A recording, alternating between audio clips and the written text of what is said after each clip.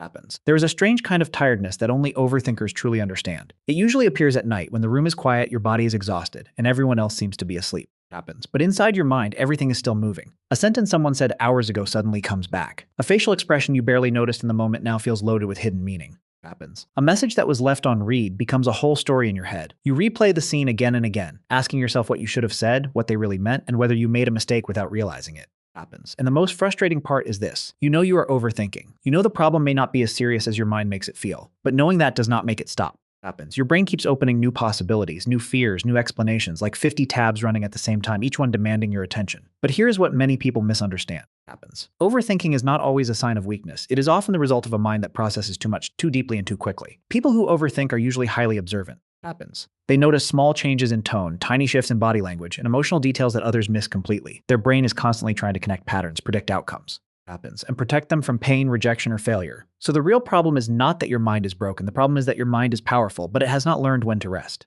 Happens. What once made you careful, sensitive, and emotionally intelligent can become exhausting when it never switches off. Overthinking is the sign of a sharp mind searching for safety. Happens. But when that search never ends, intelligence slowly turns into a mental prison. The goal is not to hate your mind for thinking so much. The goal is to understand it, guide it. Happens. And teach it that not every thought is an emergency. Sometimes peace does not come from having fewer thoughts. It comes from learning that you do not have to follow every thought that appears.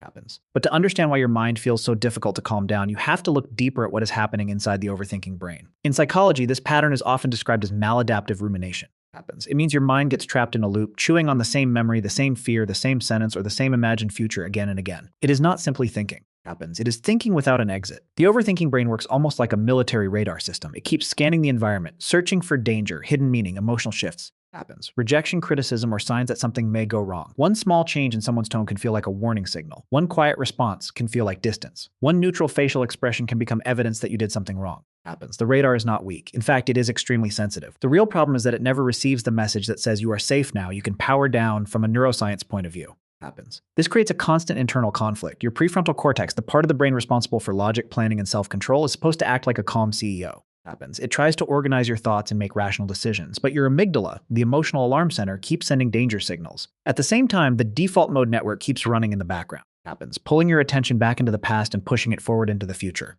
Happens. And this is where the story becomes even more personal, because overthinking usually does not appear out of nowhere. For many people, this mental radar was not something they chose. Happens. It was something their brain learned a long time ago, often during childhood or the teenage years, when life felt unpredictable and emotional safety was never guaranteed. Happens. Imagine a child growing up in a home where the mood of the adults could change at any moment. One day, everything feels normal, and the next day, a small mistake turns into criticism. Happens. Anger or emotional distance. Over time, that child learns to pay attention to every tiny signal, the sound of footsteps in the hallway, the tone of someone's voice, the look on a parent's face. Happens. The small mistake in homework, the silence at the dinner table. To that child, these details are not small. They are clues, they are warnings, they are ways to predict whether the day will be safe or painful. Happens. So the brain develops a survival strategy. Anticipate everything before something goes wrong. Think ahead, read the room, prepare for every possible reaction. Avoid mistakes before they happen. Happens. In childhood, this may have helped you stay emotionally safe. It may have helped you avoid conflict, rejection, punishment, or shame. But the problem is that the brain does not automatically know when the danger is over. Happens. Years later, even when you are no longer that child, the same system may still be running inside you. It still scans, it still predicts, it still prepares for pain before pain even arrives. Happens. What once protected you can now exhaust you. What once helped you survive can now steal your sleep, your peace, and your ability to relax. So when you overthink, it does not mean your mind is your enemy. Happens. It may simply mean your mind is still using an old survival map in a world that has already changed. Your brain learned to protect you. Now the deeper work is teaching it that you are no longer trapped in the same place. Happens. And that not every moment needs to be analyzed like a threat. Happens. But not every kind of thinking is harmful. This is one of the most important distinctions to understand, because the goal is not to stop thinking completely. Happens. The goal is to recognize the difference between thoughts that help you grow and thoughts that quietly keep you trapped. There is a form of thinking called reflective rumination. Happens. This is the healthy side of deep thinking. It happens when you look inward with honesty and curiosity. After an argument, you may ask yourself, why did I react so strongly? What emotion was really underneath that reaction? Happens. How can I communicate better next time? This kind of thinking does not pull you deeper into shame. It gives you insight. It helps you understand your wounds, your patterns, and your needs. Happens. When it is balanced, reflection can become a powerful source of emotional intelligence and personal growth. But then there is another form called brooding rumination. This is where overthinking becomes destructive. Happens. Instead of learning from the situation, you replay it again and again just to suffer through it one more time. You imagine the perfect comeback you should have said. You blame yourself for not acting differently. Happens. You feel embarrassed, angry, or rejected, but nothing actually changes. There is no lesson, no decision, no release, just the same emotional pain repeating itself in a new costume. Happens. And the dangerous part is that brooding often disguises itself as problem solving. It feels like you are analyzing the situation carefully. It feels like your brain is doing serious work. Happens. But in reality, you may be running on a mental treadmill. You are using energy, you are getting tired, you are sweating emotionally, but you are not moving forward. This is why self-awareness matters. Happens. Deep thinking can make you wiser, calmer, and more honest with yourself, but repetitive suffering only keeps you stuck inside the same wound. Reflection asks, what can I learn from this? Happens. Brooding asks. One opens a door, the other builds a cage.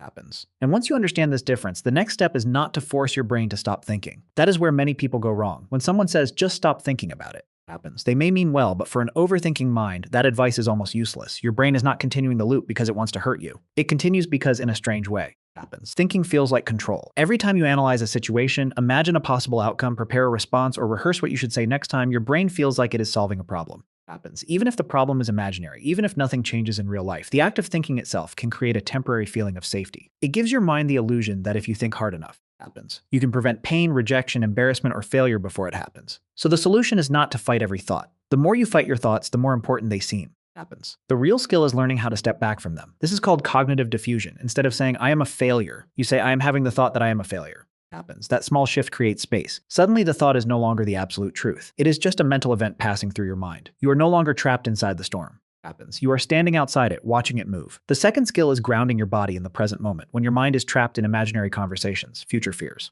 happens, or old memories, your body can become the doorway back to reality. Look for 5 things you can see. Touch 4 things around you. Notice 3 sounds. Find 2 smells. Focus on 1 taste. Happens. Or use stronger physical signals. Splash cold water on your face, take a walk, stretch, breathe slowly, or lift something heavy. These actions tell your nervous system, this is now. Happens. I am here, I am safe. You do not need to destroy your thoughts to find peace. You need to change your relationship with them. Thoughts can appear without becoming commands. Fear can rise without becoming reality. Happens. And your nervous system can slowly learn that the present moment is not the same dangerous place it once had to survive.